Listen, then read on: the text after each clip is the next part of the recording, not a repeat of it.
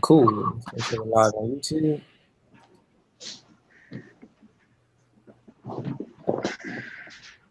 We are live on YouTube. All right, well, let's get it going. Thank you for tuning in. I want to welcome everybody to the USFL exclusive PS4 live talk show, The Owner's Box, hosted by myself, Mark Gates, and Ty Riffick. We have a special guest today, the commissioner of the league, our own Roger Cadell, I like to say, a little bit more lenient. Very flexible guy, good guy. Wins the division a lot. I'd like to welcome Bill to the show, the Steelers owner. Good afternoon. What's up, guys? Yeah, thanks for the invite, man. It's you guys are doing great work, man. Appreciate it. It's nothing but good stuff, man. League is on fire right now. Yeah, it is. Yeah, I agree. Yeah, since we have decided to launch the show, the league has been on fire. Guys have really been playing, bringing their A game. A lot of deals been made. People are watching each other's games now, strategizing. A lot of trash talking, motivational things happening. Man, I'm excited about it. We did this is like the 4th episode in a week, and we were talking about only doing one episode a week. We're just firing up episodes because there's so much happening. Let's talk to you, man. From the commissioner standpoint, how do you feel the league is being ran and things like that? How do you see this year coming along? Yeah, I think you're right. We've been probably a little bit too lenient on a lot of the gameplay and stuff. This year we talked about doing a little asserted effort to crack down on some of these guys that are bending the rules quite a bit. Just had the Bucks that was suspended. Obviously, if you're gonna break some rules, you probably don't want to do it against one of the commissioners. We gave him pretty good lenient last season because he was new, but he did a lot of things last season to not only Ty but a couple of different players, and so we wanted to make sure that we addressed it. This year, we're going to put our foot down a little more and say, hey, man, we're not going to put up with it. Ronnie was playing his game, and he was, obviously he was in a position where he knew he was losing. He wasn't going to make any dramatic comeback. He didn't call any more timeouts. And the Bucks had a 17-point lead, well, over a 17-point lead, and that's the trigger point right there. 17 points. We debated a lot about it before we actually put this rule in, but we thought, you know what? If somebody's down a couple scores, you're an onside kick and a score away. A turnover, onside kick, and a score away. You could get really close to making a game of it. So. That 17 points just didn't come out of the air. It was, is basically more than 2 scores is what we were looking for, and that's how we come up with that point differential. The trades, obviously, the trades are, we've got some guys that, and I guess I might as well just call them out right now. Strawn made 6 trades. We have a 3-trade limit. Paya, I think he's at 4. He might have did 5. I don't know. I just seen another one posted. That's above the 3-trade limit. I mean, you don't really see, if this is a true sim league, you don't see a lot of NFL teams doing more than 3 trades in a season. I mean, that's pretty dramatic for most NFL teams. So we thought 3 trades was a good point. That's a lot. Obviously, the punishment basically says that you will not have any trades for the following season. So that's what we're looking at for Paya and Strawn. Strawn was a little excessive, though, because he basically did two trade seasons in one season. So we might have to look and discuss in the commissioner's chat about maybe some more in the following season, maybe a reduced amount of trades in the following season. But as far as gameplay, I think we're definitely some great competition out there. Guys are really communicating with each other and getting their games played. We had one game that didn't play prior to this advance, and that's what we want to see. Yeah. I mean, to be honest with you, I think you guys have done a great job in playing in the league. The reason why I play in the league, the rules and the rules are pretty. I don't want to say flexible, like it's easy to break them, but it's very different from other leagues. It's more flexibility with custom books. motioning. You can do motions and things like that where a lot of guys lock all that down. It gives me more opportunity to play and not feel like I'm limited or I need to pull a rule book out every time. The trade thing is a bit excessive. I think 3 is a good number. I think the penalty that you guys kind of have in place, or they're talking about for sure, something that it sounds reasonable. I personally spoke to the Bucks a lot since that violation of the breaking the rules. He was super humble. He really likes the league. He doesn't want to get kicked out the league. I mean, he was apologizing to me. I'm like, dude, I'm not an admin. I just like it with my competition in the division. But for sure, we've been talking. He said he'll just take the knee from now. I think he's learned, especially with the sim, him actually have to take a week off. Kind of is a wake up call. So I think you guys are doing a great job. I noticed something. The sliders are kind of adjusted down. I know it's taking a little longer to beef up some of these positions. Could you touch on that real quick? What pushed that decision? Yeah, we did actually move the sliders this season. We had a little feedback about the sliders being a little bit lower than normal, so we did adjust them. I don't know if you've looked at them lately, and we also tried to make them we tried to even them out a little bit, like a guard and a tackle and a center. We kind of put them all at the same level because we had guards that were a little bit higher. We had it didn't make sense. We wanted to make sure that those positions, kind of like positions, had the same kind of a slider. That way you wouldn't say, oh, well, tackle gets a better XP than a guard, so I'm going to have 5 tackles and a single guard and a single center or something. So that didn't make sense to us. Also, kind of did the same thing on just kind of across the board, looked at them all, but most of them went up. So take a look at them. Obviously, you got to look at it because a lot of these players are in the league for 8-10 years. You're not going to build a superstar overnight. That's it. That's another point that we try to touch on. Normal development, quick development, and fast and superstar development.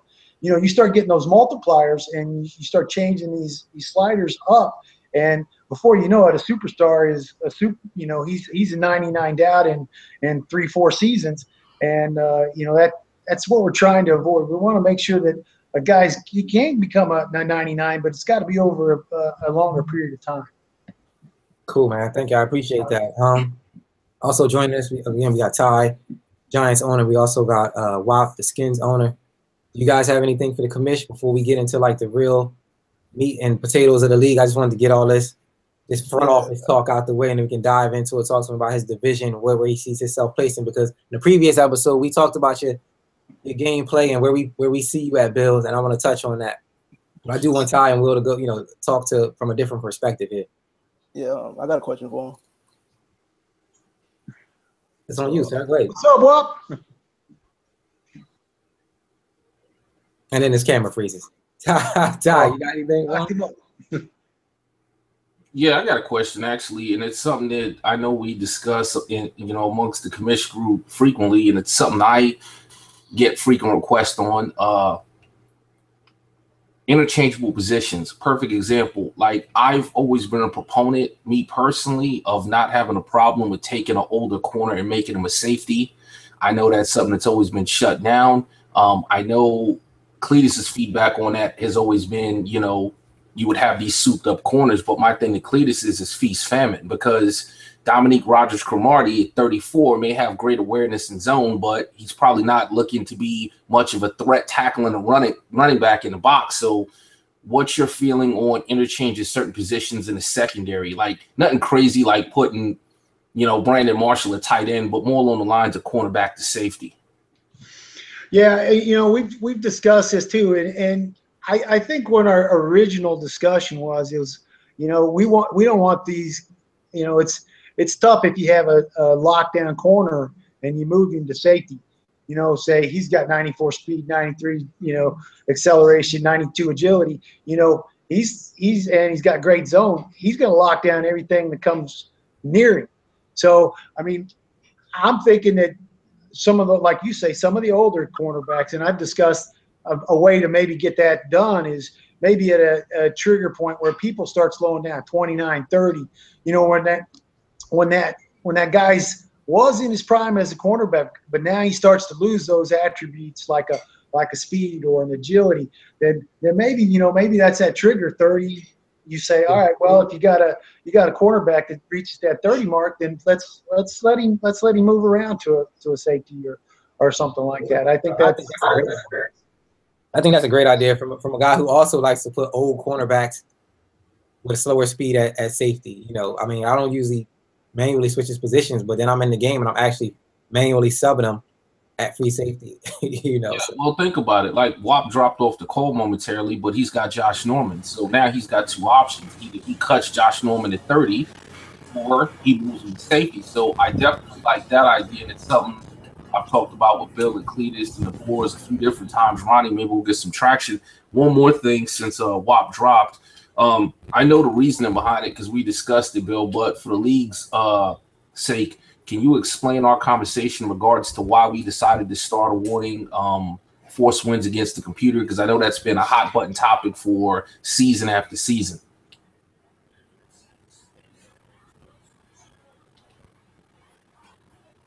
Bill?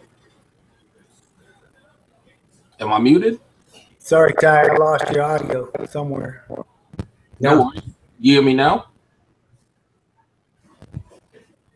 Yep, Bill, can you hear us? Yeah. It looks like we lost Bill, but yeah, I can hear you, Ty, very well. Still there? Yep. We hear you. Can you hear us? Hello. Do you hear me now, Bill? Yeah, we can hear you.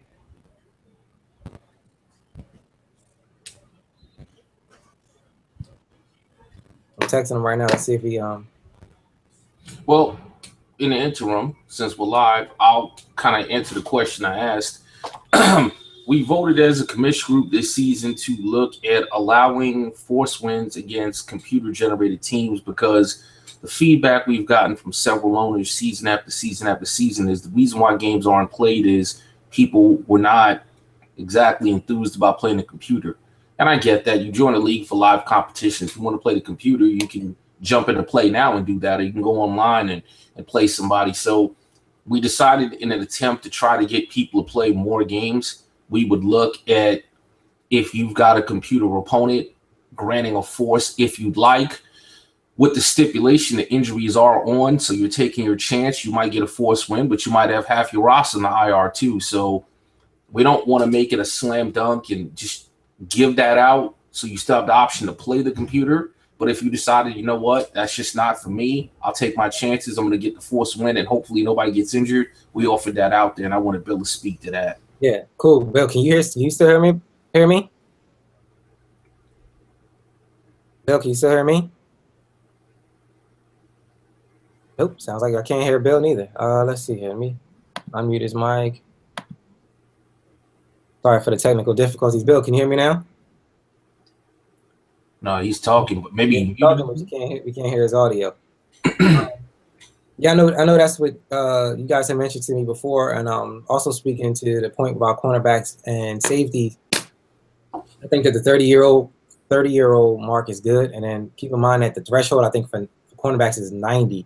So even if a person's 30, they don't lose their speed after 90. Exactly. Yeah, but I mean a 94 safety isn't really going to help. You know what I'm saying? So, well, that's number one. Number two, you have to look at their speed may bottom out at excuse me, their speed bottoms out at 90, but their zone drops drastically, their awareness drops, their coverage drops, and then you also got to factor in that when they've got to make a tackle on that back line, and you got 6'1", 180-pound dude back there. I mean, you live by the sword, you die by the sword. So that's why I typically don't have an issue with it.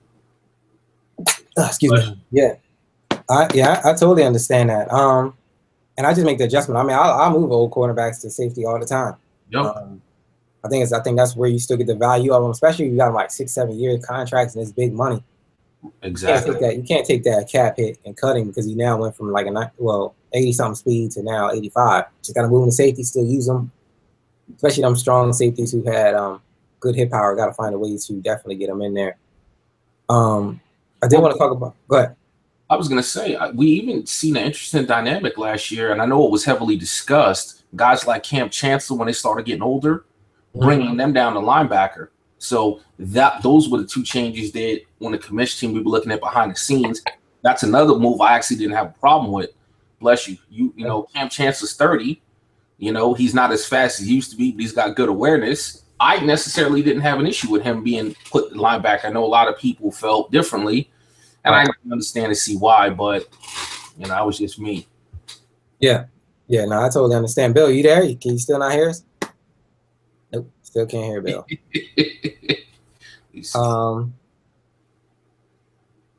People have now people have questions to Bill, and I can't even get them to talk.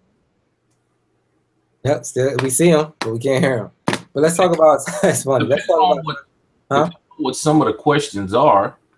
Obviously, I'm in the commission chat with those guys, so I might be able to help in the interim until Bill gets up. Yeah, sure. What does the level of competition compare to other years in this league? Ooh, that's a good question. We've had some good years and some good seasons. We had a group of players, Ruck when he was the Texans, and Cool when he used to be the Chargers. We've had some good runs, but you know, when Travis Cabazzuto was the Cowboys, I think he was Trax in the league. We've had some good years and some good runs and some good seasons. Then we had another good run when we had Locke in the league. And Fogra was in the league, and they was in the AFC. So there's been a few different times we've had some really good runs.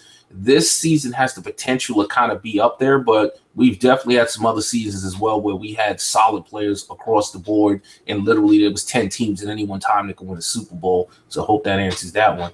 Yeah. Bill, you there? Hey, Bill. Can you hear us? Oh, man. See him again. Just can't hear him. And I agree, man. I think we had when Honey Badger was there, like I said, yes. was there. Hard Work was there. Trax was there. Cool was there. I mean, it was some really strong competition there. So it's hard to compare that. You know, I think we got some good players here, but there was a time where the league was like really tough. Yeah, really tough. You know, I was like getting to the playoffs like 10-6. You know what I'm saying? Like versus now it's like more of 14-2. Like I really had to like focus. It wasn't no guaranteed wins. Like it was always up for a fight and a dog fight. So well, you're right. And every single division had at least 2 or 3 players that it was a crapshoot who was going to win the div, as opposed to like now where you might have a division where you just look at it and go, oh, that person's got that. Yeah. So we have the potential, depending on how some of these newer owners pan out, but we definitely have had some really strong seasons. Yeah. Goose was there. I mean, even with Candy, you see Candy made an appearance. He came right back to the Super Bowl. Yeah. Candy's a vet.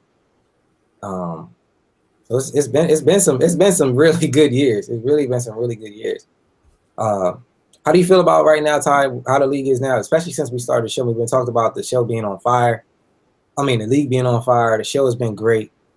There's a lot of guys playing good football right now. You know, not to tease you, buddy, but Will Wap came in and he said he was going to dominate, and he's 3-0, and he's like foot on the gas and he's going.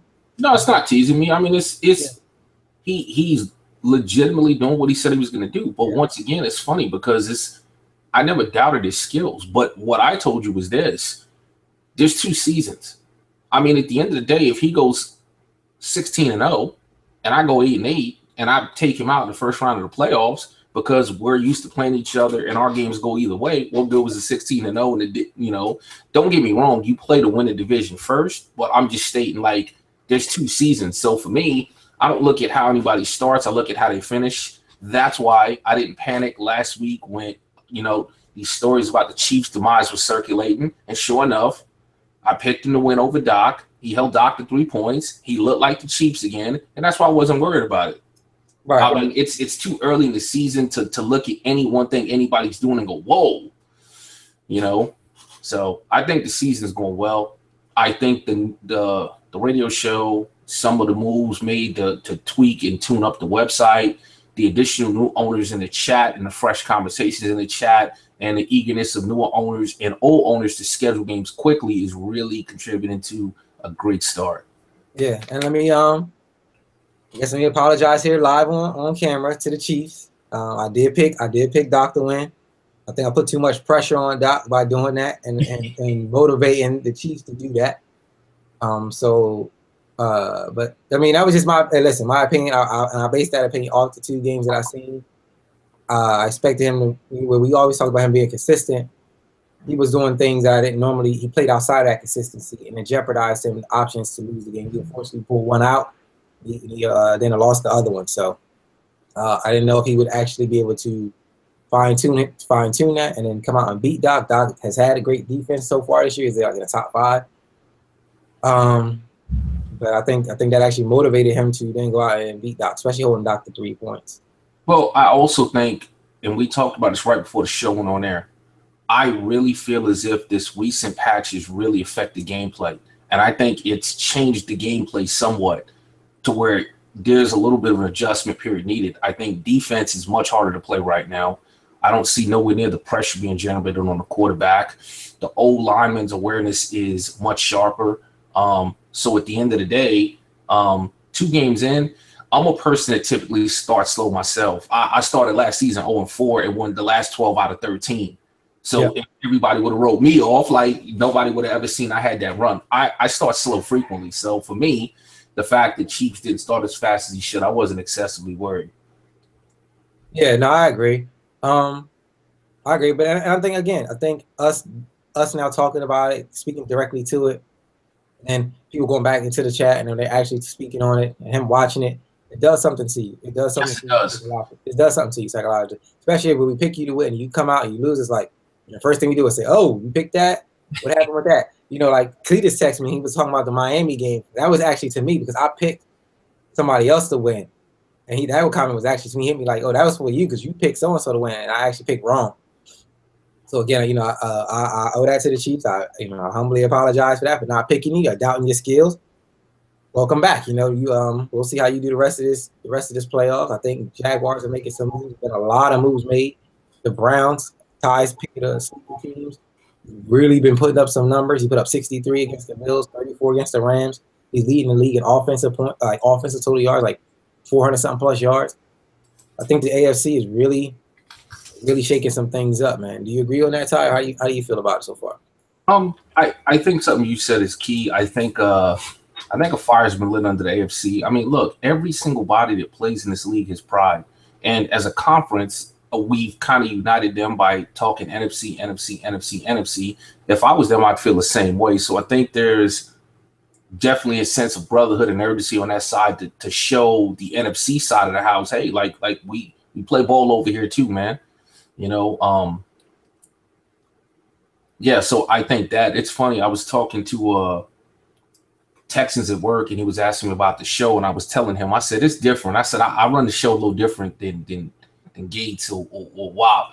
And he was asking me what I mean by that. And I said, you know, when I come on this show, I don't come on here as the New York Giants owner. I come on here like as a 100% unbiased commentator, and I look at what's going on in the league and speak from a standpoint of like an unbiased standpoint, as opposed to I come on the show and use it as a platform to talk about how great I am or my team is or what I think I'm going to do. I try to separate between those two things and just be the Joe Bucketist type of thing, you know what I'm saying, as opposed to being the Giants owner. So yeah, I mean, but you can speak from that perspective, but it you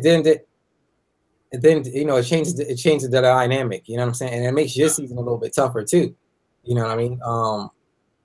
And I agree. I mean, it's so much happening. It's hard to just speak from me, even myself as the Falcons owner. It's so hard for me to speak on that. Getting messages about this recent trade, about the Tyreek Hill trade, and now people are saying that the Chiefs might not be as strong as he once was because of that trade. I disagree. I mean, you know, me and Cletus had this conversation, and here's the best thing I can say about it. Is Bill back? Bill, can you hear us? I'm back. I'm on my phone now. Yeah, he's back. Welcome back. Welcome back. This second. You can hold me down for a little bit. Yeah, welcome back. Thank you. Go ahead, Ty. What were you saying about the Chiefs and not being as strong? I'm sorry. I think there's too much emphasis placed on players. Like, I really feel that, like, sometimes people blur the lines between real football and Madden. Like, in real football, if the Chiefs really lost Tyreek Hill, that's a major blow. In Madden, I'm a firm believer in scheme over player. Now, don't get me wrong. I'm not saying if you've got scrub wide receiver in there, there's not going to be times where he doesn't drop a crucial catch that Tyreek wouldn't have. He may not be as fast, but if you know how to scheme your offense and run your plays, you're running plays. It's the star power I feel in Madden is overrated to a degree. I mean, there's about maybe 10 to 15 game changers, I think, in the entirety of Madden. For the most part, I think you can take a subpar team if you're a good player and you can still do damage. I mean, there ain't a lot of talent on that Cleveland Brown team. Cletus is doing it with the Jets, so I'll give you that. That's my point. So, like, for people, people are blurring that line. They're looking at real football and going, oh, man, like, he's done because it isn't Tyreek Hill. Just like Pi yesterday jumped in the chat, I think I'm the new favorite. Why? Because you got a 97 speed receiver. You have that every single season. You have it every year. You have it every Madden. What's different this Madden? Yeah, that's true. And I think the difference is that too, Ty, the fact that the Chiefs target Tyreek Hill first every time. Like in that game with the Bears, he caught the jump ball to win the game. He now does not have that option to do that with the rest of his receivers. And I think that's what some of the people are speaking to.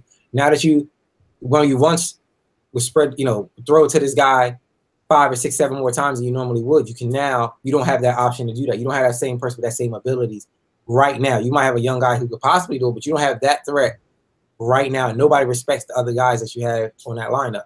You don't have to respect the guys, but he still has that same play call. So it's just a matter of let's break this down. So he runs that play to Tyreek Hill 6 times a game. Tyreek makes that play 5 out of 6 times.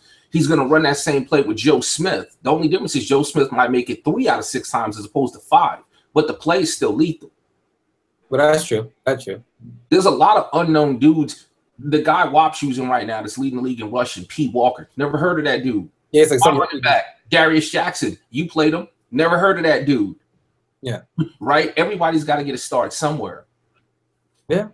Yeah. Bill, you there? We still got you? Yeah, I'm still here. Welcome back. Okay. All right. So there was a question. There was a couple questions. One was how do you feel how the competition is this year compared to other years with different owners and things like that? It always peaks and valleys. I think probably this year, though, I mean, because if you look back, we had, I think you guys touched on it. I was listening on, we had, we've had a number of great players come and go through the league, but, and we've replaced them. That's the key, is making sure that the competition stays solid, and it sure seems to, like you say, the new Browns guy, he looks really good. There's a lot of key players that are coming into the league that seem like they're filling those voids. And, it's just like almost a pickle of any given Sunday. Somebody might have, everybody has a chance to win. And that's the best part about being in a league like this, is, you don't know who you're facing, especially some of the newer guys. You don't know their scheme. You don't know their plays. And so it takes a couple different times you play them before you might start getting on to the way they want to run their team and the way they're playing their offense. Yeah, I agree. Then I think me and Ty touched on that. I think Ty, me and you touched on that. I think like an episode or 2 ago, where the guys are so new that nobody knows what they're doing. And that's their biggest advantage right now. Then I think Jacksonville told me to ask you when are you possibly looking to trade Bell because he wants to put his first offer in. That. Never. Okay. Well, there you go. There you go. Bell's never leaving Pittsburgh. Let's talk about your division, man. With what are you, AFC North, correct? And yeah, that's right. Jacksonville, coming from the NFC, has a run-heavy style offense similar to yourself, where you kind of run first. He's a good, solid player, makes a lot of adjustments and things like that, bringing that NFC style offense and defense to the AFC in your division, where you normally dominate. How do you feel his level of competition brings to your division and the other owners as well? Do you see yourself still getting past them and doing what you've consistently been doing, making the AFC North yours, or you feel like it's a little bit more of a dogfight? I'll be the first one to admit it. Last year, I think we had 2 CPU teams. It was me playing a bunch of CPU games. I squeaked into the playoffs, but a lot of people don't remember that I took Candy, who went to the Super Bowl, into overtime, and and I lost. I was on his side of the field, threw a pick, and then I just wasn't able to stop that offense. I was feeling pretty comfortable thinking that I might win that one because I got the ball first. But as I tend to do, make a mistake. I tend to be a little pick happy. I try to force things that maybe I shouldn't, and and it ultimately cost me. So Okay. You know So what? why do you see the division panning out? Oh, my fault, Ty. Go ahead. No, it's no worries. I did want to touch on that because last week and the week before, AFC playoff teams were talked about, and your name wasn't mentioned. And I made sure to mention that I didn't feel that you was necessarily getting the respect that you've earned. In terms of the AFC North has typically went through you. You are a playoff team, and you're not even talked about or mentioned in the top 6, or you're not talked about in terms of somebody that can make a run. And I felt that you were being overlooked. What are your thoughts on how you shape up and stack up in the AFC playoff picture? I like being the guy that nobody expects. That's the way I like to be. I mean, I want to fly under the radar, but at the same time, you know what? We all put our on one leg at a time. So you definitely gotta. I'm there to play the game, and I'm there to win. And so, I think I got a great chance of being in the playoffs every year. A lot of people don't remember the first season. I had one of my key players. You were talking about key players in your offense and stuff. A lot of people don't remember Bell was out of the game, out of all the games. I think I had Bell for 2 games the entire season. So, that key players are huge in this game. And, I know he's getting a little long in the tooth, but, man, he can still tote the rock, man. And I'm going to give it to him at least 15 to 20 times. That's my goal. And then, of course, run some play action and take my shots. That's like everybody. I know Mark had mentioned some stuff about, man, I don't have an identity. Well, that's the kind of identity I want. I don't want people to know my scheme. I want to be off the cuff. All of a sudden, wow, what the heck's he doing throwing the ball when he's usually running the ball? I guess I'd like to call it organized chaos. Yeah. Yeah, and when I spoke to that, Bill, to be honest with you, just when it's like that crucial drive, what do you do in that moment because of that organized chaos?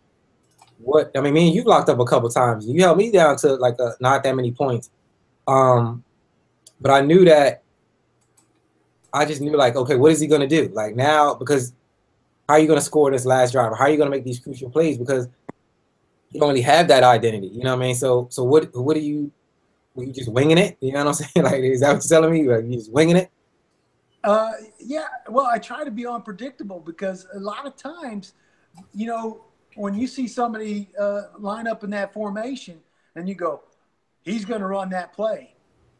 I don't want to run that play that I'm going to run, and that's the key. And then, it might not be one of my go-to plays. So a lot of times it doesn't work out the way I want it, and that's just being honest.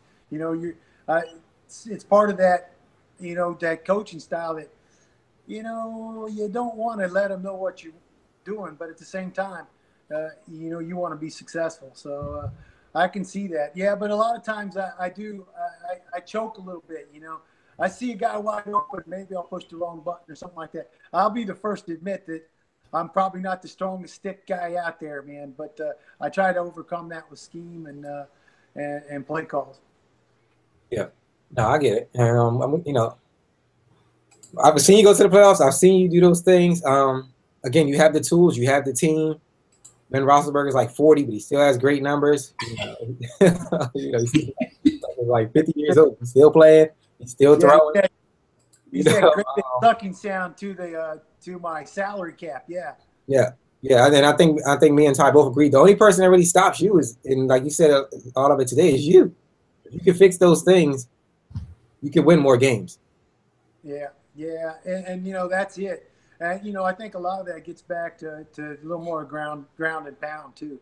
I tend to throw the ball a little more than I usually like to. I mean, I like to do the ground and pound, but when, like you say, I'm going to bring 8 people in the box and I'm going to try to stop that. it's tough to say I'm going to ground and pound when you see that kind of setup. You gotta open up that playbook and you got to take your shots with those guys. Yeah, I agree. Ty, you still there?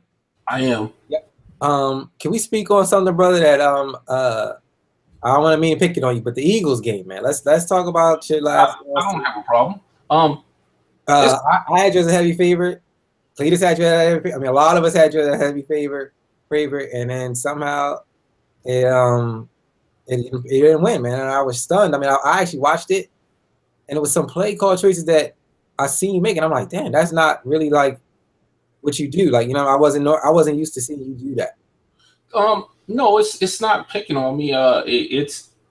I really thought a lot about that game after it ended because there was some things that were going on that I can't explain that I still don't have answers for, which is puzzling to me. Because if you don't know why something went wrong, those that don't know the past are doomed to repeat it. So, first of all, going into that game, I didn't give this guy any kind of credit. I didn't take him seriously. He had played 1 or 2 games last season. He got blown out. His first game of the season, Jets was blowing him out. Been busy here at work. Didn't put in no time labbing. Didn't practice. Didn't look at his roster. Just didn't factor him in.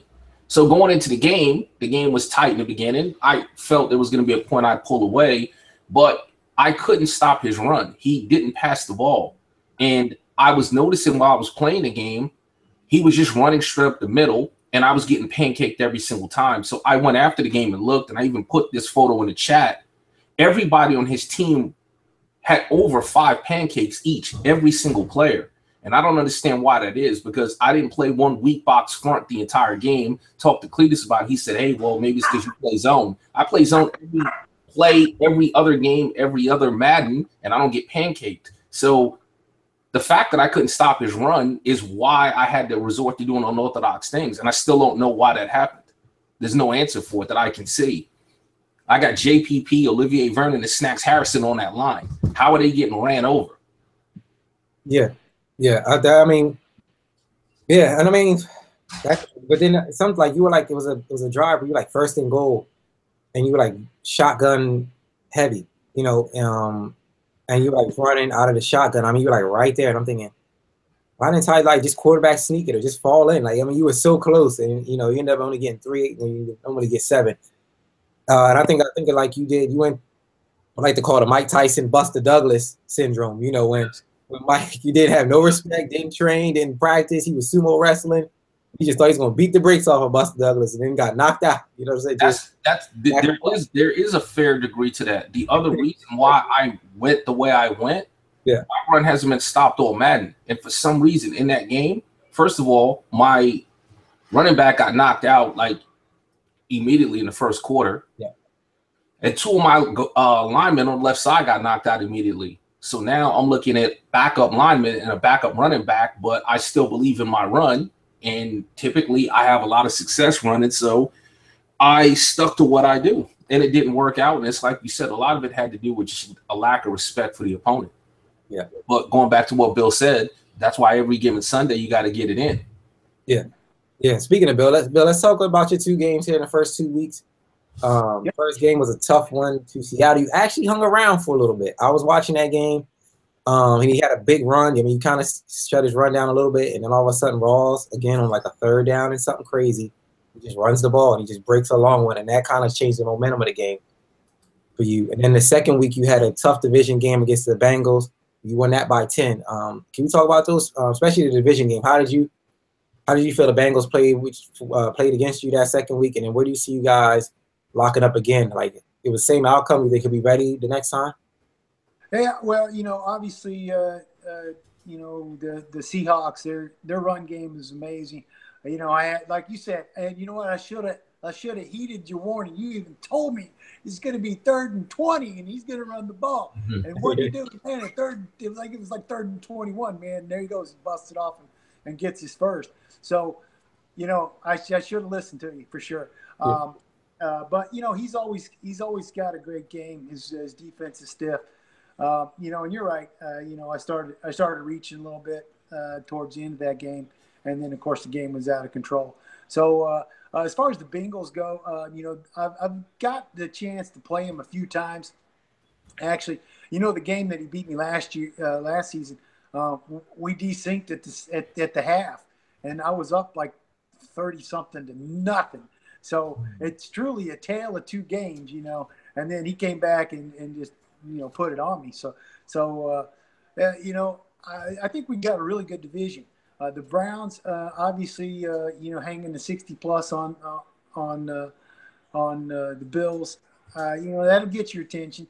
He definitely got a great game plan. He's using some. Now he's got some more tools in the toolbox, so he's going to be tough to beat. Definitely. Kaiser's, he's a young quarterback that's throwing BBs. So you gotta look at that. He's got a good run game. I think he's using Giovanni Bernard. I think thought I seen him the other day running him. So he's always been a tough runner.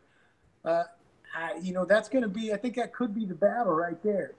Yeah. I mean, I don't want to discount those other two guys, but because the Ravens looked like he had a good scheme, and he was playing with some like you say, some obscure players, but scheme and play calls. That's huge. He's not the name that's on the back of the jersey. So, that's definitely a plus. So, I'd like to call myself, I hate to say that I might be a second in our division, but, I try to keep it real. I think the Browns are going to be tough to beat this year.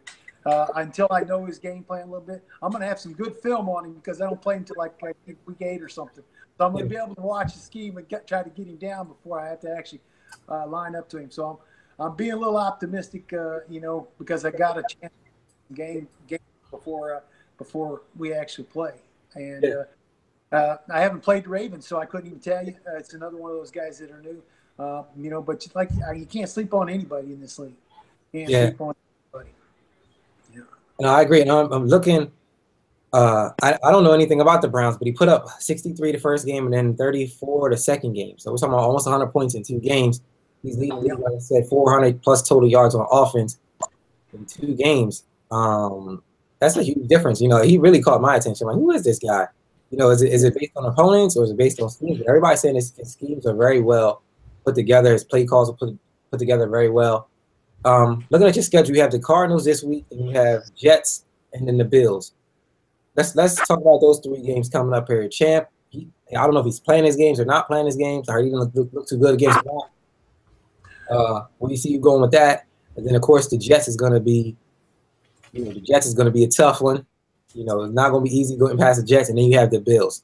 How you see those 3 games panning out for yourself? Well, Champ, I was watching the game last. I had my phone on. I was supposed to play him last night, 10:30. But we're set up to go like 8, 9 o'clock tonight. So that'll happen. He got in touch with me. So we're definitely going to do that. Champ, I've his game plan. I know he likes to have those big receivers and throw the deep shots. And so always got to be aware of that. But, I noticed here of late that he's also tried to throw a lot of run game in there, because then you can work off the play action and things like that. But for a fact, once he gets down, man, that he's going to be throwing bombs. So, I've kind of split with Champ every time I played him. And I think it really depends on his team that he has in place and the play style and really the team I have in place as well. So that seems to be but I think I'll get him this time. He's got he hadn't played much with that team. I don't know. He didn't do a lot of. He wasn't able to do his draft picks. Maybe he set up his draft board. I don't know. But he's kind of playing with a team that I would say he didn't put together. He's kind of MIA last season, but he's starting to make a new effort to play this season. So I'm thinking he's going to be all right.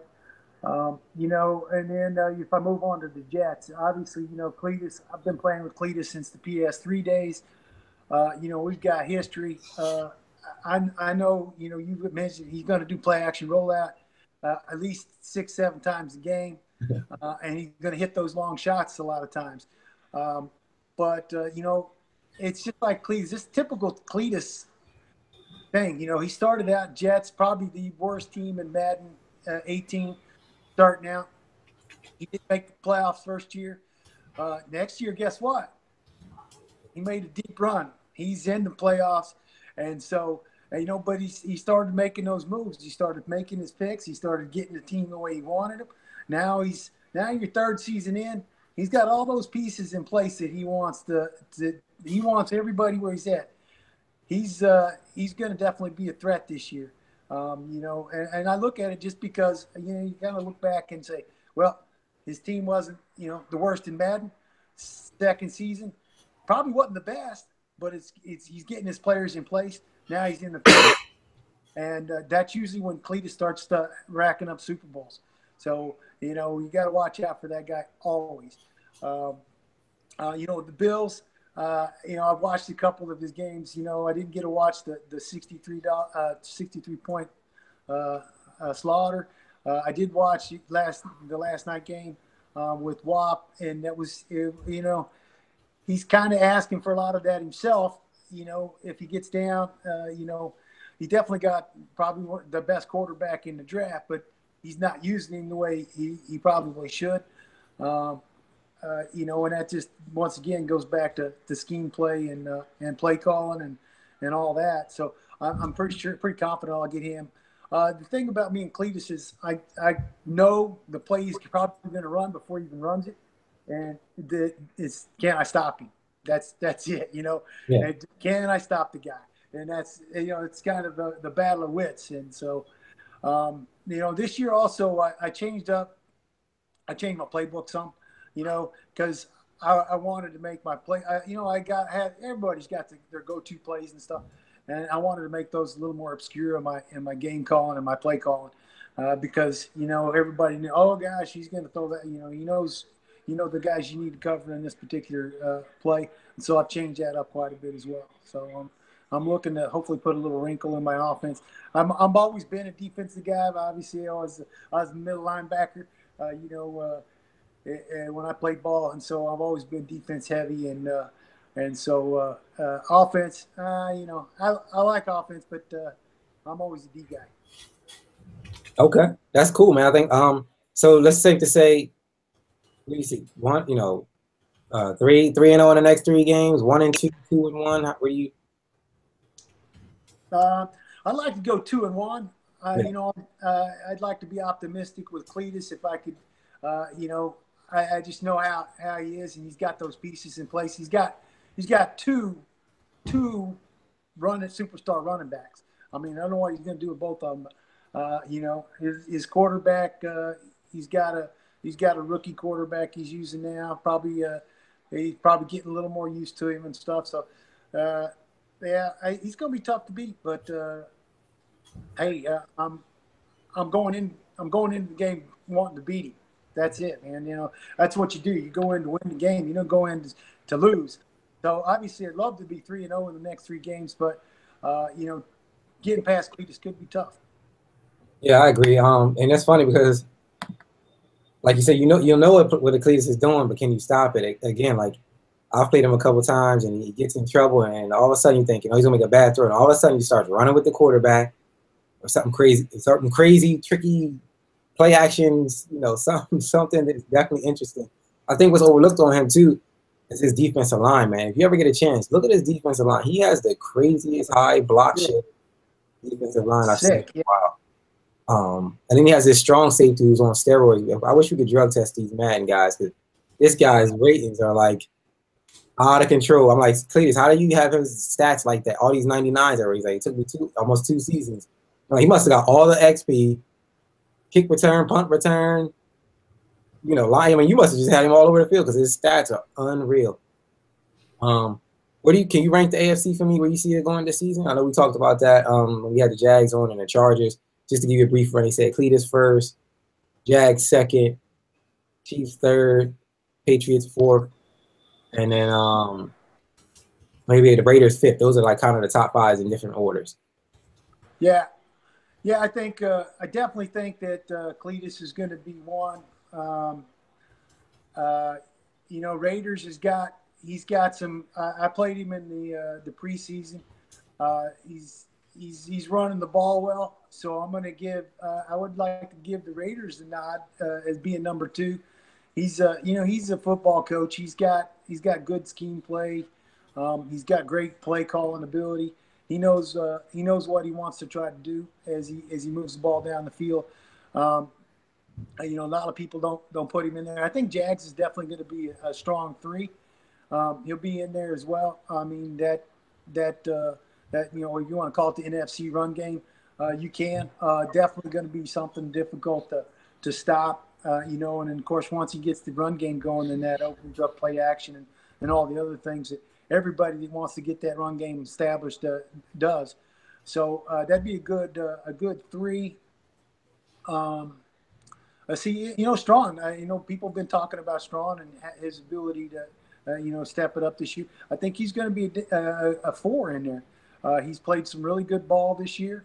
Obviously he'll probably have to get in on. I think he'll have to get in on a wild card this year because I think Cletus is going to take that division this year, just because he's got his pieces in place now. So there's that. With Candy being gone, not that the new Dolph, Finn's going to be Dolph going to be a doormat or anything, but that's going to be a tough division to come out of and make a wild card or something. So that'll be tough for those guys there. Let's see what else we got here. I think that's the top 5. It's funny, Ty always thinks you should be in at least top 5, top 6. And you didn't even mention it yourself. Well, I'm a firm believer in. It's like you. Hey, who's a favorite to win the Super Bowl? You know what? I'm old school. How you not gonna say the guy that just won the Super Bowl is not a favorite to repeat? How you gonna say that the guy that's owned the AFC North, how is he not even being considered, for a repeat? That's where my head's at with that. Until somebody dethrones him and shows differently, he's the guy. Yeah. I guess I should have put him 1A. Because you're right. I was always, you're right. That's probably ultimately who it'll come down to. At some, the past definitely got to go through the ATL. So I definitely think that's going to be a tough one for anybody to overcome. He's game solid O and D. Who's gonna get through that? Yeah, I was shocked, man. I was shocked. I didn't think I was gonna stop Candy 38-0, to be honest with you. I'm not used to that from Candy. I think I was just so focused on that. I just really wanted to win so bad because I had just lost the previous year, like 10-3 in the NFC Championship to Seattle. He went on to win. I felt like that was mine. I should have went back to back. So I was just so focused. And this year, I'm so determined to go back to back. I'm gonna just make it tough as possible, man. I'm gonna just really make it tough as possible. I'm gonna just, I always say it's bigger than me. I always want the NFC to dominate, even in real football. I just love the NFC style, the colors, the jerseys, the fans. Can't stand the AFC. You know what I'm saying? So I use all of that for motivation. Yeah. Well, you've done a two-peat, right? Yeah. Last year I won 2 and I lost the 3rd one. Strong beat me. That's what I was gonna say. I think you were trying for the 3-peat, but who got you? That was that Harvey got you? No, it was somebody who had the Patriots. I don't know who had the Patriots last year. It might have been either. It was Creasy. Yeah, he had. Yeah, that's right. Good old Creasy. Yeah, I had Brent Hurdley, and he had Blackshear. Yeah. I remember that game. 2 crazy young quarterbacks who had no business being there. Yeah, neither one of them had no business being there. We forced our way there. And yeah, he ended up beating me. I was pissed. 3-peat. I was trying to do what Honey Badger did, and I sold myself short. So I'm actually trying to redo that. I really want to go to 4. I want to do, or as many as I can, do something that solidifies myself as the best in this league, or the best ever been in this league. So yeah. Well, you're definitely poised to do it. That's for sure. Well, thank you. I appreciate that. Ty, looking at your schedule, man, you have Moondog this week, I think, and then you have the Packers. Yep, and you had the Packers. Let's talk about those 2 games, and then I want to talk about what the Packers have done when I just watched the previous Seattle game, what I thought was super clever, and helped him get that tie. So let's see, how do you rank Moondog? thought Moondog would have gave the Pats a tougher game. I was really rooting for him, but the Pats was too much for him.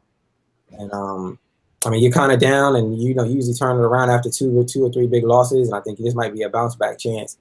And it's a division game, brother. You can't lose 3 division games in a row. So, you know what? Not to make any excuses, but it's difficult right now because, as you can see from the last 2 shows, I'm doing them from work. I'm at work 24/7 now because it's our busy season, so it's difficult to get timing on the sticks, which is what I need because I'm not really happy or comfortable with my defense right now. I'm a defensive player first. My defense sets the tone. So when I'm not able to comfortably feel like I can get stops and lock up, it has a chain effect on what I like to do. And I feel like I have to, do different things on offense than I necessarily want to do. So right now, until I get a comfort level of I can lock up the way I need to, I'm not real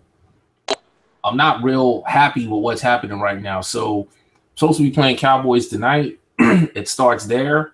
We're going to tweak some things on defense. We're going to run some different schemes. We're going to definitely look to lock up, stop the damn run, and not get pancaked 99 times in the course of the game. And then we'll see what's going to happen with Pie. I can see the Pie game being like the Washington game where me and Wap damn near scored a combined 100 points. We'll see what happens. This weekend's definitely crucial. 2 big games in 2 days, and we'll see what happens from there. Yeah. Speaking of Pie, he lost to me the first week. Bill, did you catch that game? That first week, me and Patrick? Yeah, I did. Yeah, I iced him at the last second for him to miss the field goal to go into overtime. So it's funny. Week 2, Seattle did the same exact thing. Pie goes to kick the field goal, and third down to go into overtime, and Seattle calls a timeout. So what he does is he comes out on third down and spikes the ball. When he spikes the ball, he goes in automatically in the fourth down, and now it's a normal kick. Seattle thought it was cheesy as hell. I thought it was clever. I thought it was the cleverest thing I seen all bad. You know what I'm saying? Like, oh man. Can I speak to that? Yeah. I don't think it was cheesy at all, and I don't know if people remember. I did that same thing to Jumpin' Jags in the NFC Championship to go to the Super Bowl last season. I did the exact same play. It's not cheesy at all, I don't think. It's smart strategy.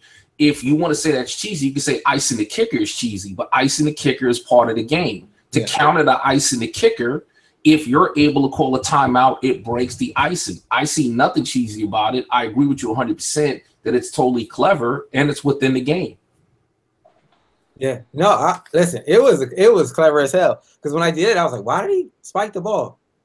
And I was like, oh, so he can't get iced because he just lost the game last week for that same exact reason. And then the tables are turned in overtime because Seattle goes to kick the field goal. He spikes the ball. Pie still has another timeout. And then when he calls the timeout again, it reactivates the ice the kicker. And then he ends up blocking it, and that's how they get the tie. I thought it was very clever on both of their parts. Genius. Yeah, it was genius. It was pure, unadulterated genius. You know what I'm saying? I think that was really, really cool. Bill, you want to go and look at the PS4 real quick and pick your winners for week 2?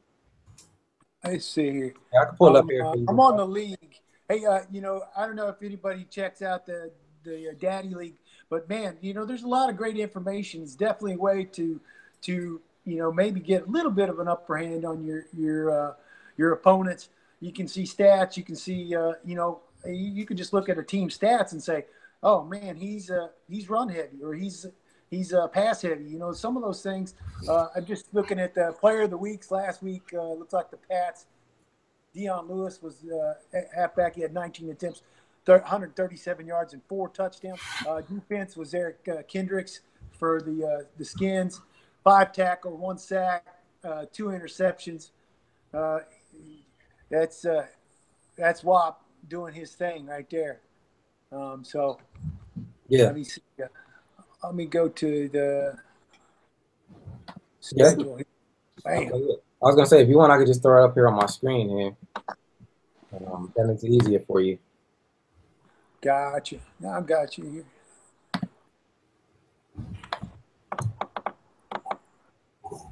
So I also want to hear your opinions on this. Want to do the next week or maybe even 2 weeks before the next show, so we get them. Hey, I do want to make a comment about the Bucks. I know it's kind of totally off topic. I like something you said earlier, Gates, about him being super humble and not wanting to get kicked out the league. I know he's got suspended a few times, and he seems to be on everybody's radar as maybe not being a good fit for the league. But here's what I want to tell the Bucks, and Bill will remember exactly what I'm about to say. I'm quote unquote on a commish team now. My first season in this league, I was probably public enemy number one. I irritated a lot of people. I was used to playing in leagues where it was kind of the wild, wild west, and I ran some outlaw blitzes, and I was racking up some big numbers, and I was going to war with half the league, and there was some real unsavory things said in the chat, and I pissed a lot of people off. And I remember a wild board hitting me up and me telling them, "Hey, man, like what's going on?" And I remember Adam hitting me up, and I remember even Bill and Ronnie reaching out to me like, "Hey, man, like you got to take it easy." And I was pretty sure I was on thin ice, and I was pretty sure amongst themselves, those guys probably said, "Hey, we got to watch this terrific guy. Like one more slip and this dude's gone." And you fast forward a couple of years later, and there hasn't been an issue with me, a peep out of me. I'm actually on the commission team now. So to the Bucks, if you want to remain in the league, which you sound like you do, there's definitely light at the end of the tunnel. You're not blackballed. You can bounce back from this. I would strongly advise you read the rules, and if you have questions about anything, ask, pause the game. Better to be safe than sorry, and this definitely doesn't have to mark you, because I'm a prime example of, trust me when I tell you, I had 1 foot out the door, and I'm still here and in good standing, so it can be done. Yeah, I agree. All right, cool. I got it here on the screen, but I don't know if you're following on your daddy. Yeah, I got you. Cool. I got you. All right, give me Colts. Is the Colts owner active? I know Tighten Up, the Titans owner, who is also undefeated. Yeah, I don't know, man. Because I talked to him, he was all over the draft and all that stuff. So maybe he's just the guy that likes to do the draft. I don't know. So I don't know. I reached out to him too. I got crickets, so I'm not sure if he's just not active right now, or maybe he's buried in work or something. I don't know, but at some time he's going to have to come up for a breath of air and say, yeah, I'm too busy or whatever. I know, we all are this time of year. So, yeah. Okay, cool. So if he does decide to play, do you think he beats the Bills in his week 4? I think he does. I've seen him play a few games. It's been few and far between, but I think the Bills, he's got a good scheme. But man, if the wheels come off, the wheels come off for him. So I'm going to go Colts. All right, cool. Ty, what you got? I'm going to go Colts. I mean, he's fairly active. Going back to last season, DZ's my guy, but DZ's one of these guys like Franco and a few other people that won't put in the lab time. They won't put in the work, and they think they're just going to hop on the sticks and get an instant win. And that's just not going to happen when you got guys practicing and playing. So I got Colts. Cool. Yeah, I think, again, I would love for the Bills to turn it around, but it has to go through his quarterback and him understanding his scheme and figuring that out. Until he does, it's going to be a long road for him. I'll say this, though, real quick. A lot of people don't know DZ. I've known DZ for a few years now in other leagues. He's a really good player, actually. He just really, in the last 2 years, hasn't really played Madden that much and put time into it. But that guy normally has a fierce defense and run game. He kind of plays the way the Boars and the Boons play. It's just a matter of him finding it. But don't be surprised if that guy does get it together somewhere down the line, because he's pretty good. Yeah, listen, I'm all for it. I hope he does. I mean, I looked at his roster. I'm like, damn, he can really win some games. But until he really wants to win them games, it's just going to be tough for him, because everybody's going to bring their A game. And he's just going to, just play lax. So, yeah. Then we got Jaguars and Titans. I think Titans are undefeated, right? I think so. Bill, who you got? Yeah, I think Titans are undefeated till this week. The Jags are going to be tough, man. He's got that Boone mentality, shall I say, and that's a stiff Stiff run game, great D. Yeah, I'm going Jags this time. I'm gonna go with Jags as well. I don't know. I've yet to watch the Titans play. I'm gonna watch his gameplay against the Jags. I like to see what he's working with. I do know what Jags is about, so I'm going with Jags for this one. Definitely no disrespect to Titans. I just haven't seen him play to know what he brings to the table. Yeah, I'm gonna go with Titans for this because I think because he's so new, and the Jags are used to playing us a lot, just people that he's normal familiar with, and the Titans bring that organized chaos like Bill says he kind of runs, and I think he uses that to his advantage, especially at home, and I think he actually can steal this one. So, who you guys with the Eagles and the Dolphins? Oh, after I seen that play with the Eagles, I mean, he's got all the tools there, and he's definitely got a good game plan.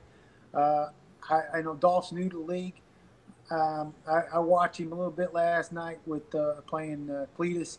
It was a good game early, but then it got a little out of control. So I'm going to go Eagles. He seemed like he kept to his game plan. He had a good solid game plan and didn't waver. So I'm going Eagles on that one. Ty, what you got? You know what? I'm gonna go with Eagles too.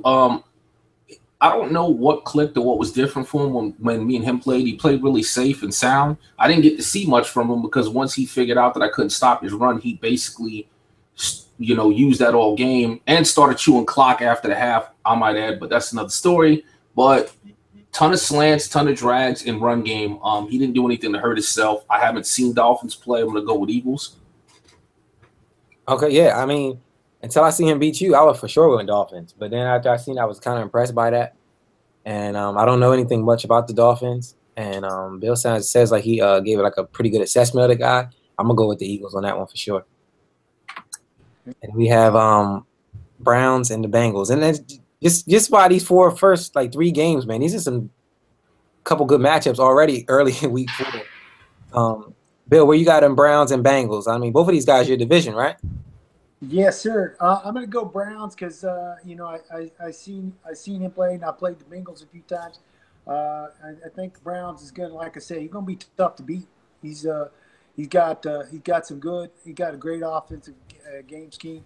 I'm giving that one to the Browns. All right, who you got? I'm going with Browns. I've been on the Brown bandwagon since day one, so. Yeah, I'm gonna go with Browns, man. His numbers look impressive. He has a high turn. He's thrown a lot of touchdowns in these last couple games, but he also had a couple interceptions. But it doesn't matter. I mean, he's putting up numbers. I think he just got Devontae Adams, and a great draft pick trade from the Packers, and he put him right in. He had like 6 catches, almost 200 yards, 7 catches, some crazy numbers like that. So unless the Bengals figure it out, I'm going with the Browns. Packers and Giants. Whew, that's a pick 'em there. I'm gonna say, it's pick 'em. Goes to the fourth quarter. Whoever makes that mistake, I think it's probably going to be who has the ball last in the fourth quarter is going to win that game. I do see that game being a wild game. I do agree with Bill. I know this is going to sound insane what I'm about to say, but I'm not talking as the Giants owner. It's going to be a pick 'em and a wild one, but I'm going to go Packers because I'm not impressed with what I've done or seen in the first 2 games. Pies played some tough games and some good competitors, and he's played good ball, and I don't feel like I'm playing good ball right now. So not speaking as the owner of the Giants, speaking as a neutral commentator, it's going to be a close one and a wild one, but I'm going Packers. Yeah, until you figure it out, Ty, and you don't even sound confident in your voice right now, I'm going to go Packers. No, it's not about confidence. Again, I'm not talking as the Giants owner. As the Giants owner, I feel it's going to be what Bill said, and I'm going to pull it out. As a commentator, if I didn't own the team and I looked at what I've done, I shouldn't be favored over Packers. Yeah, I agree. I'm going to go Packers. What do you got with Texans and the Chiefs? Chiefs. Yeah, I'm going Chiefs all the way. I think Adam gets his swerve back. He's gonna probably put some good numbers up against the Texans. Okay. Yeah, I'll go Chiefs. I think I think he listened to the show, and his brother probably teased him a little bit, and he's gonna play for real every time now. I'm gonna go Chiefs. Seahawks and the Saints. I got Seahawks. Yeah, I think Seahawks are going to be too strong for Sun Moon. He one of your guys, Mark Sun Moon. No, he's a newer owner that just came into the league. I think he's seek Gates out for some advice. He has the potential to be a solid player, but I can't pick him over Seahawks. Gotcha. Yeah, no, I can't either. That's Hawks all the way. Sorry about that, fellas. I had to step away for a second. But let me get Cowboys and the Lions. What are your predictions? I'm going Moondog. I think Cowboys are going to get him. I think he's got a pretty good team together, and I think he's going to get this game against the Lions. I agree with Bill. I like Bill's assessment. I'm going to stick that exact same assessment, and I'm going to go Moondog. Yeah, I'll go Moondog on this one. I've been rooting for Moondog. There's no need for me to stop rooting for him now. Get it together, Moondog. Make me proud, man. We got 49ers and the Cardinals. I think Champ is 49ers been playing, or is he still on auto? I think he's on auto. Yeah, he's on auto, man. The last time we seen a picture from him was during the draft, and he looked like he was living the good life, man. He might not ever come back to playing Madden. I wouldn't blame him either.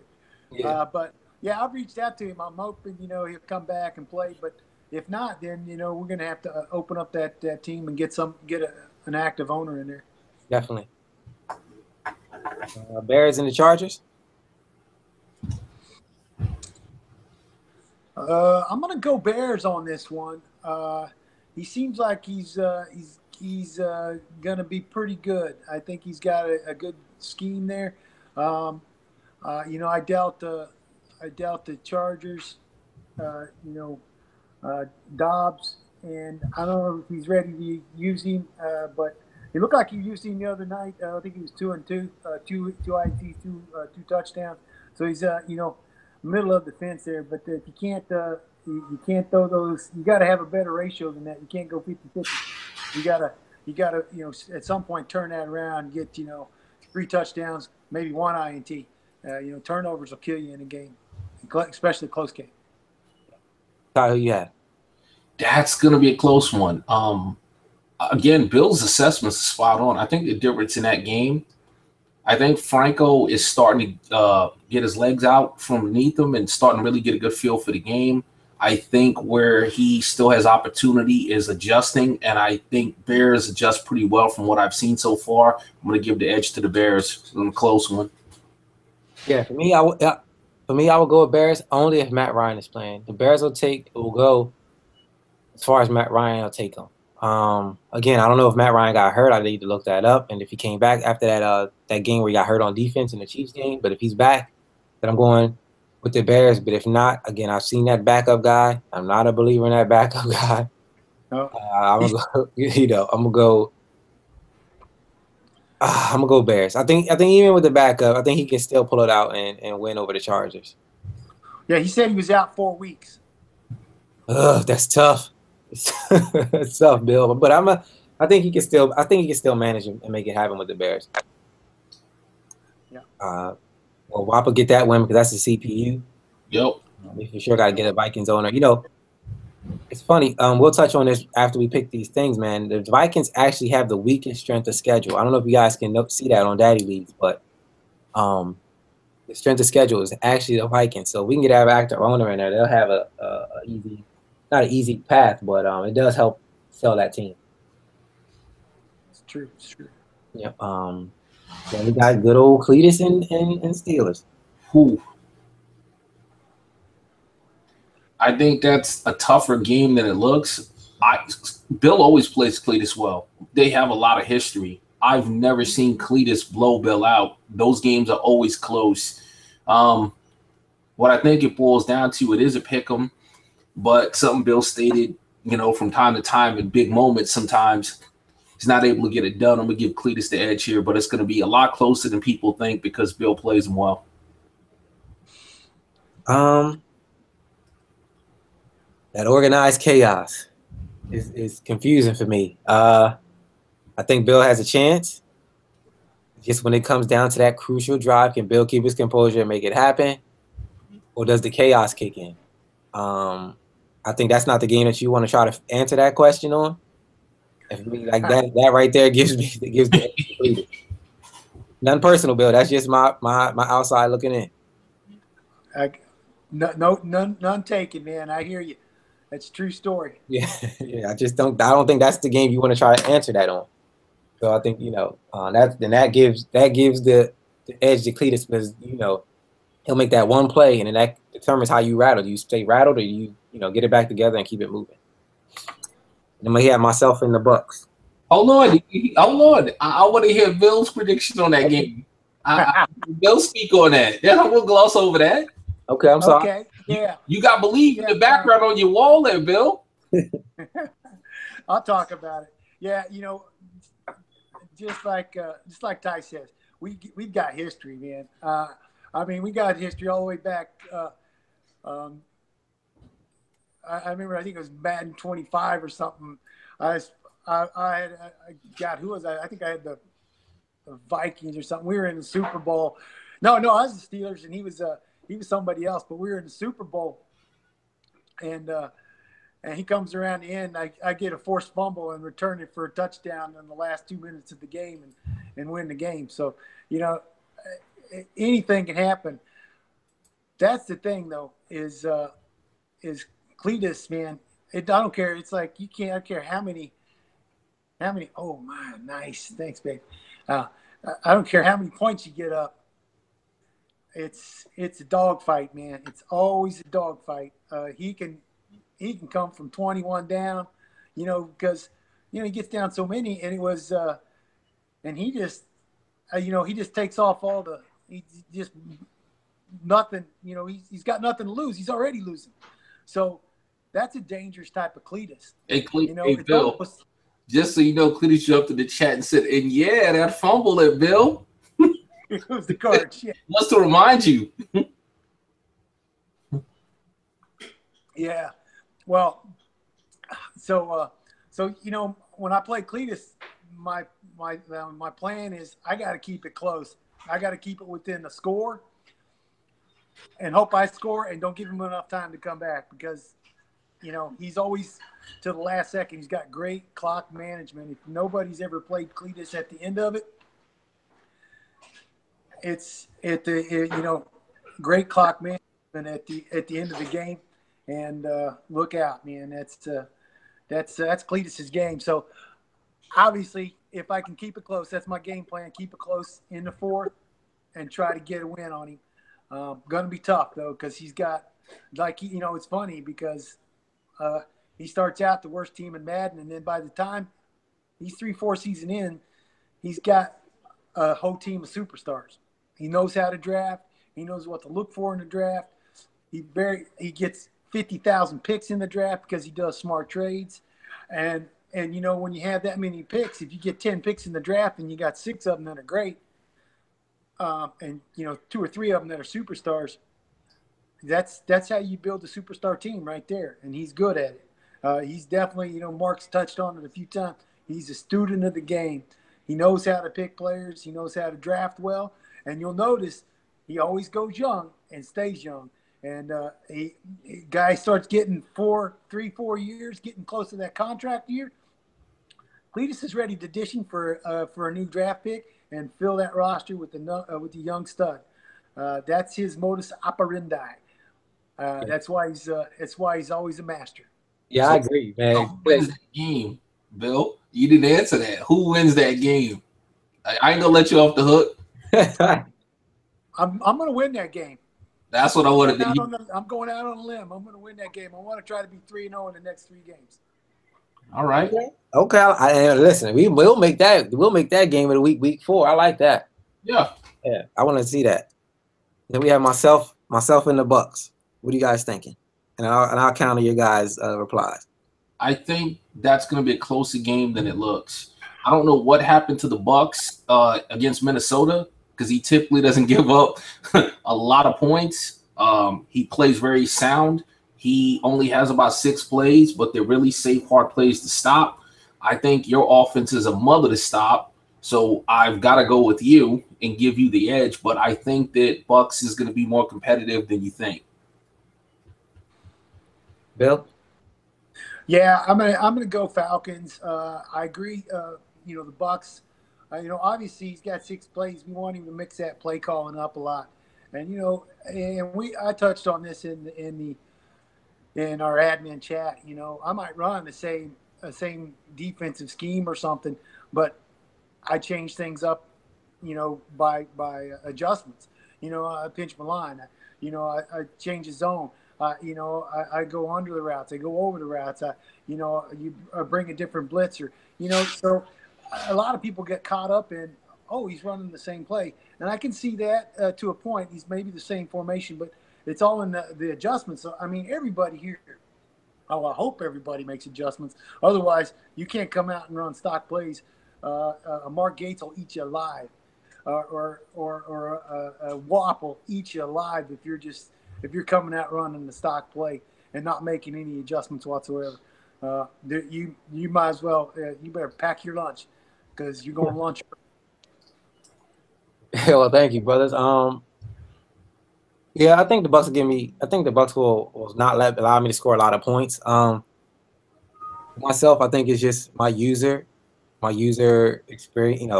Being able to user dominates a lot for me on the defensive side of the ball, baiting people, things like that. And then offensively, like you said, if guys come out, stock plays, I just look to dominate those plays, and I just use that my field IQ and things like that to win. And I'm just so focused. Again, I'm so focused on going back to back. It doesn't matter. It doesn't matter. It doesn't matter who I play. I'm just so focused on that. So I hope he brings it, but I'm trying to dominate. Like last week I played the Saints and it was like 40 something, 30 something at halftime. Like I'm really trying to end the game early and move on to my next opponent. So we got Raiders and the Broncos. I do want to let you know that Cletus wanted me to advise Bill live from the chat. Terrific. Let him know I'm sorry for what's going to happen. So I think Cletus is actively watching your commentary there, Bill, and wants you to know he's got something for you. Yeah, it's all right. Hey, ain't nothing but a chicken wing, baby. Yeah. What do you guys got in Raiders and Broncos? Tough one. Doc knows the AFC West well. He always brings good defense to the table. He competes hard against the boards. That's not going to be a high-scoring game. I see it being really similar to the game that played out today, 17-3. I don't know that it's going to be 17-3, but it's going to be a tight, low-scoring game, but I'm going to give the edge to the Raiders. I think he's on a mission after just missing the playoffs with a nice record last season, and he's gotten off to a strong start, and I'm going to give him the edge. Phil, you got? Yeah, I'm going to go Raiders because I think Raiders got his run game going the way he wants it. And that's a big thing. You know how it is, man. If you can get the run game established in this pad, that just opens up all the other avenues, your play action and your shots down the field. So, I'm going to give it to the Raiders, but just like Ty says, hey, those guys, Doc's been in that league for a couple different Madden, so he knows the Raiders and the Bohr brothers probably better than anybody in this league. He knows how to play them and he knows how to beat them too. So it's going to be a lot closer. But I'm going to give the Raiders the edge by about 3 points. Yeah, I went against the Raiders the first week against his brother. He definitely texted me on that, tagged me in the chat on that. He talked about how he beat Cletus in the season. We talked about that, so I'm not going to go against him here. Doc is a great friend of mine. But I think I'm going to go with the Raiders as well. I think you guys hit it spot on. You know these teams better than I do. I I agree. I also am going to go with the Raiders on that. And then go ahead. And not to clarify, Cletus also wanted me to talk about the Super Bowls from last Madden, and I did go back to back, but I did lose to Cressy in the second one, so I didn't two-peat, as he says. He won the third one, Boone won the fourth year, and then his brother won the fifth year. So those have been the Super Bowl winners for the last Madden. Boone this year, myself this year. So I told Cletus, don't worry, I'm gonna go back to back, and hopefully I see him in the Super Bowl. So I'm gonna go ahead and make that prediction right now. Ty, you want to comment on any of that? I mean, what's new? I mean, if there was a show that went on where you didn't say, A, you're going to win everything, B, I'm not going to make it, it wouldn't be a show. I mean, what? See, but again, it's the motivator. When I come on this show, no doubt. I'm not looking to self-promote. I'm looking to be fair and true. Listen, it's the motivate. It's not personal. I want people to take these comments and all that, personal. It's just the motivate. It's like I said, you trust me, man. We go back to PS3. I know how you get down here, so I never take it any negative way. That's enough. Cool. Bill, anything you want to speak to before we get up out of here from the front office perspective? Yeah, I definitely want to say a couple things. One, oh my God, read the rules, guys. Go take a minute, go to the daddyleague.com/USFL and read the rules. It literally is less than 3 or 4 minutes to read through the rules. You might have to read, if you want to read them, maybe 5 if you take time to digest it. But man, they're a very quick read. They'll keep you out of a lot of hot water. I mean, we spend some time, and every season we look at rules, we look at things that are happening in the league to try to make sure they're up to date and they're current. Also, if you haven't signed up for Daddy League, sign up, man. Sign up for Daddy League. One of the things we're talking about right now is the trades and excessive trades. We want to have the ability to track those trades. The website's a viable source. That's where we track them. You go on, you post a blog of what you've done as far as the trade, and we have a record of it. We have a record of it from last year. We have a record of it this year. We have the ongoing records that we need to have enforcement. And we're kind of keeping track of it, and on the backside. But that way, we can really say, hey, right here's your trades, and that's the thing, man. It's not that hard to take a few minutes and read those rules and make sure you're in compliance. Okay. Yeah, that's the only thing you want to speak to as far as from the front office goes. And again, I think the rules aren't that bad. I mean, I played in other leagues, and it's much more of a more freelance, a more open league. Fellas, I gotta actually do some work, so I know we about to wrap it up. So I'm gonna jump off a tad early. Been eating up the company time here. It's time I earn my money here. So you boys have a good weekend. Appreciate having you on the show, Bill. Thanks, Gates, for another show, and I'll be on the next one. Take it easy. All right. Thank you, Ty. Yeah, thank you. Yeah. And then what were you gonna say, Bill, before we get up out of here? Anything else you want to speak to from the front office? No, I mean, I don't know. I guess, if there's any questions you have about the way we run the front office. I mean, obviously we go when things get thrown at us a lot. We have a pretty good size admin group there, and a lot of people, we listen. I know Franco.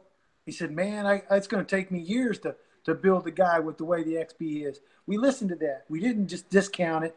We listened to that. We went back and looked at the XP, and we made some adjustments. So, feedback from the league is important to us. We want to know how we can make the league better. Everybody in this thing's got a say in it, and that's what we want. We want everybody to have their say, be able to change things. Everybody but maybe Paya. He's a little bit more vocal than we like. But hey, you got to shout out to Paya too, man. We made him recruiting guy, the guy for the league, and look at the league. We need Vikings are the only open team. If anybody knows an owner, a good sim player owner, Vikings is not a bad team at all, man. They just need an owner. We love the feedback. The only way to get better is by people telling us how we can. Yeah, I agree. I mean, you guys are pretty much on it. Like, I speak to Cletus a lot, I speak to Ty a lot, and then anything that I usually have, I'll say, hey, do you guys this and this and that? He say, yo, we're already talking about it. Like, I'm like, okay, cool. Or they'll mention to me, like, hey, we're already talking about changing this, changing that. I'm like, damn, like, you guys are pretty much on it already. So for me, it's been pretty smooth. I think the trade limit is cool. The 4th down rule, I think, has changed a little bit this year, right? We can go for it once or something like that. No, we actually changed that. We changed that last year. People were wanting to go for it. So we thought about it. In true sim fashion, nobody's going to go for 4th down on their side of the field. There's just nobody in the first half. That's just beyond it. But we wanted to leave that option open as you get across the 50 on your opponent's side of the field. That, hey, I'm out of field goal range, or I'm on the edge of field goal range. I got like a half a yard or a yard. I mean, some guys are like, hey, I want to go for it. And you know what? We left that, one time in the first half that you can go for it on your opponent's side of the field. We thought that was fair. It seemed like a fair thing. I don't think it's been abused. I think it's, a lot of people will go for it. Sometimes, hey, if I'm playing an opponent, like if I'm playing you, I've got a 4th and short, and I feel I can get 1 yard on you, and I'm thinking I need this drive to keep going. I'm going to try for it, man. I mean, because you only get a chance to beat the Super Bowl champ once. Sometimes, unless you see him back in the Super Bowl, during the season. So, I think it's a great option. Obviously, in the second half, we open it up a little more. If you're down by a certain amount, the 4th down rule kind of, that's kind of on you. And a lot of people I see sometimes, some people get down and they start, they're down a few scores and they start going for it on 4th. And then all of a sudden you're going, wow, you didn't make it. And now you gave that opponent a short field. And, now you go, wow, why is this guy, hanging 63 on somebody? Well, I don't know if you guys dissected that game, but there was like, I think the Browns had like 8 different turnovers. He had 4 interceptions and 3 forced fumbles, and then a 4th down attempt that didn't go. So, you look at some of those things and say, wow, okay, that's why you can hang a lot of points on somebody, is because when you're giving the ball back to them and you're not using a lot of the offensive time clock, that's definitely can be a deal breaker.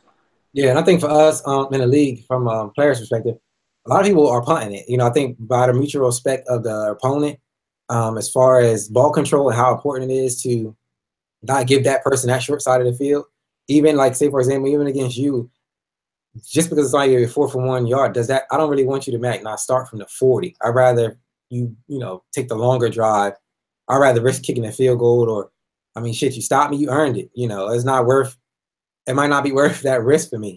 So, and in the second half, I haven't really ran up against people. Maybe not until like the late in the 4th quarter when they're down. And even then, people only use it when they feel like it's a must.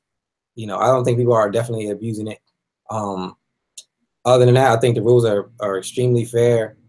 I haven't seen any issues, even to run the score up. I mean, I never really had a problem with it. I mean, I'd rather somebody. I hope you better score, because I'm trying to score. And so, I mean, from the front office perspective, I think you guys are doing a great job. You and all the admins, even the board brothers. I know we knock heads a couple of times when it comes to that XP thing we did last year, but you guys, again, my hat's off to you guys. The league has been great for myself and a couple guys that I invited in. So, I think you guys are doing a great, excellent job. Hopefully you will definitely look at your games over these next 3. You said 3-0. Yeah, I'd like to, man. Yeah. Definitely. That's you don't plan to be 0-3. Yeah. I think personally, I think you can go 2-1. I think your toughest game would be Cletus, but you seem confident enough and you know him well enough to beat him. For me, I think your keys to victory is for one, you said you got this to the superstar running backs. You got to shut that down early. Watch that quarterback scramble. And keep your composure, man. Keep your composure. Don't hit the wrong buttons. You know, stick to your game, organize chaos, and just you'll figure it out, man. I think you'll figure it out. Even with the new Browns on there, you'll somehow figure it out because you have all the pieces in place. So Yeah, it's a true story. Yeah. Hey, you know, and obviously, you got to go back to Ronnie. Ronnie was the guy. Ronnie, who's the Panthers. He's the guy that started this league years ago. Maddens ago. You know, and he's always been a mainstay. And he's the guy that really, you know, started this league and built this league to what it is today. You know, he did take a Madden off, and so he's trying to get his, trying to get his game back. Like you said, I think you mentioned, don't count him out. You got him this week, right? yeah, I got him this week, and I looked at his roster. He actually got some receivers now, so it'll be Yeah. interesting. Yeah. You know, that'll be a good game. So you know, hey, best of luck to everybody in the league. Obviously, you know, we want the best competition out there for all our owners across the board, and you know, that's it. If we can get somebody to fill that Vikes roster, that'd be awesome, man. Then we'll be full up, and everybody stays active. And man, and you keep doing these shows like you are, man. They're great. Thanks, man. I appreciate it. Yeah, it's good stuff. And you know, at some point in time, we want to try to get every owner on that we can, because we want to hear their perspective about the league and how we can do better and how they look at other opponents within the league. Some of the new guys, hey, it doesn't hurt to have them on. We want to know what they're thinking, and you know, a lot of guys play multiple leagues. And if we could, I mean, it's not so much steal something from the league, but yeah, man, if they're doing something better than we are, we'd like to know about it. That's for sure. Yeah. Well, yeah, I appreciate you coming on, and you know, everybody's welcome on the show. Bill, you're definitely welcome back. You did an amazing job. You know, from the Steelers owner and the front office perspective, I really appreciate it. Again, the league has been on fire since we started the show. I mean, it really hyped me up. You know, I don't want to keep coming on here and apologizing to owners for picking against them and, you know, the tagging me and the trash talk and things like that. But it's definitely been fun. The league has been great. To all the owners who's watching, who will catch this on a recap, you're more than welcome to come up here, speak your perspective, talk your trash. This was the platform is for. We're here. Again, Bill, I really appreciate you coming out. I'm going to definitely look for these next 3 games of yours. I'm about to lock up with the Panthers, so anybody want to check that in. Ronnie, if you listen, I need you to stream that, brother, because I'm on remote play. Again, appreciate it. It was one of the best shows so far by far. You know, you did an amazing job. Any last words before I get up out of here, before I close up out of here? Nah, you know, you said it, a lot of trash talking. You know, one of my favorite shirts is "Shut up and play, baby." Shut up and play. So you notice, and I'm a little intense when I get on Madden, and that's sometimes that's where I'll push a wrong button or something because I'm fucking intense. And so, you know, so that's why I never mic up playing Madden. I try to keep my focus on play calling and not trash talking. So hey, good luck to everybody out there. Appreciate you guys showing up and hopefully watching this show that Mark's put on. It's freaking awesome. There's no better league in Madden PS4. I'll tell you that right now. Thank you, and you're part of the reason for it. Hey, listen, I appreciate you guys letting me, do this for the league, and I agree, man. This is like I've never seen this on any Madden league, Xbox or PS4. I know we're kind of might be the first ones to do it. It's cool as hell to me. Definitely adds more excitement to the game. Again, whenever you want to come back, buddy, just hit me up. I would appreciate it. So thank you guys for tuning in. Hey, maybe mid-season or something like that. We'll get a mid-season thing going or something. I mean, I want to make sure everybody else has a good chance to participate as well. Cool. Yeah, I want to get Cletus on here. I want to get his mad mind. Homer. Yeah. One of these board brothers. I want both of them on at the same exact time. We can address a lot of that. Oh, there'll be some definite brotherly love there. Yeah. If I can get both of them on and the Boom Brothers on, that'll be. Oh yeah, that's good, man. Yeah, that'll be good. I'm gonna try to put that together. But again, thank everybody for tuning in. One of each, Yeah. I'm gonna try it. I'm trying to work the older ones and the younger ones, and then they can... Yeah. Good stuff, man. Good stuff. Yeah. All right, man. We'll let you get back to your game and stuff. God bless. Hey, everybody, Merry Christmas out there. You got nothing better than friends and family during the holidays. Hope everybody gets a chance to be with them. I know this it's the end of this season. Looks like it's coming right around the holidays. So we tend to think, keep that in mind when people are when our leagues and our Super Bowls wind up around the holidays. We try to make preseason's involved, and we kind of play through that because that way people can be with their friends and family, and it's not that big of a deal. It's not that big of a deal if somebody misses a preseason game. So we'll probably shoot for something like that. Haven't really looked at it that close, but definitely that's what we try to do. All right. All right, man. Thank you. Thank you for coming on to the show. You're awesome. Cool. Right. Man, this is Mark Gates signing off. USFL PS4 Madden League live exclusive talk show, The Owner's Box. Thank you guys for tuning in. We'll definitely catch you at the next one. Bring your A games to the field, fellas. Hopefully, we picked our right picks.